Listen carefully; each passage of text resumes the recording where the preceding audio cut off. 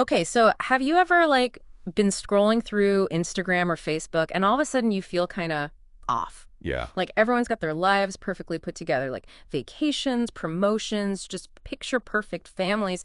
And you're like sitting there wondering what to even eat for dinner. Right. It's easy to fall into that comparison trap, don't you think? It really is. And the thing is, it's not just a passing thought. No. It's actually hardwired into us, this need to kind of size each other up. Fascinating, isn't it? Really? So you're saying it's not just me overthinking things then? Definitely not.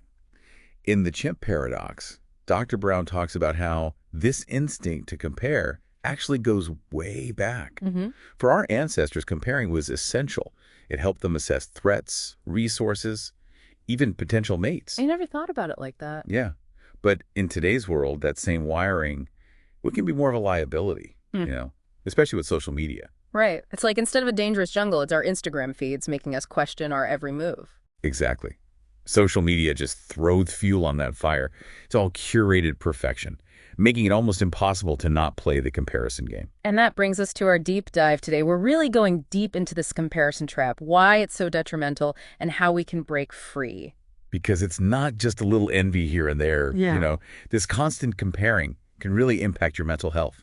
So there are real life consequences. Oh, absolutely. Increased anxiety, feeling inadequate, even losing motivation. It's all connected. There's even research from the Journal of Personality and Social Psychology that found a clear link between heavy social media use and increased loneliness and depression. It's kind of alarming. Wow. So it's this constant not good enough message, basically. How do we even begin to get out of that cycle? Well, it all starts with changing our perspective, embracing something called a growth mindset. A growth mindset. What exactly is that? So imagine focusing on your own progress, your own unique journey, instead of measuring yourself against someone else's highlight reel, right? Okay. It's about celebrating your wins, whether they're big or small, and seeing setbacks as opportunities for growth.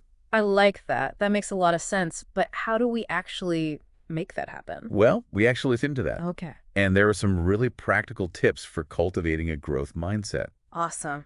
Lay it on me. What do we got? First off, we got to talk about our social media diets. Mm. Who are we following?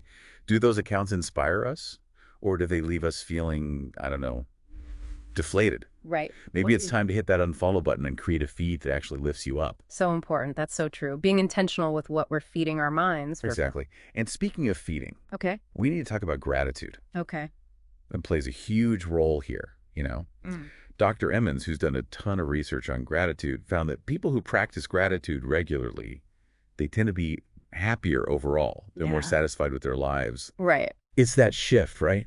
Yeah. You go from focusing on what you lack to appreciating what you already have.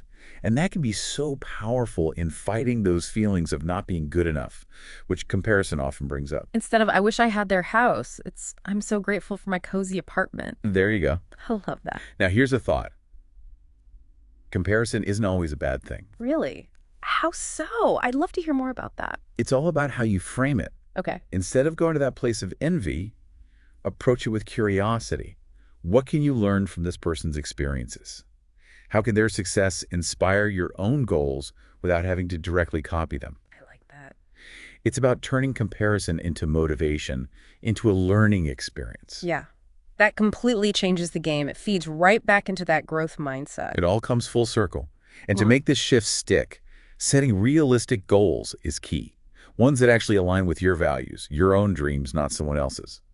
That way, you're focused on your own version of success. It's not about keeping up with anyone else. It's about running your own race. Exactly. Yeah. Celebrating those personal victories, big or small, that's what keeps you moving forward. You've given us so much to think about today. It's incredibly empowering to realize we have more control over this comparison game than we think. Absolutely. It all comes down to choosing where you direct your energy and attention. So, to our listeners, as you go through the rest of your day, think about one small change you can make today. Maybe it's unfollowing a certain account. Maybe it's starting a gratitude journal. What's one thing that'll help you focus on your own unique journey?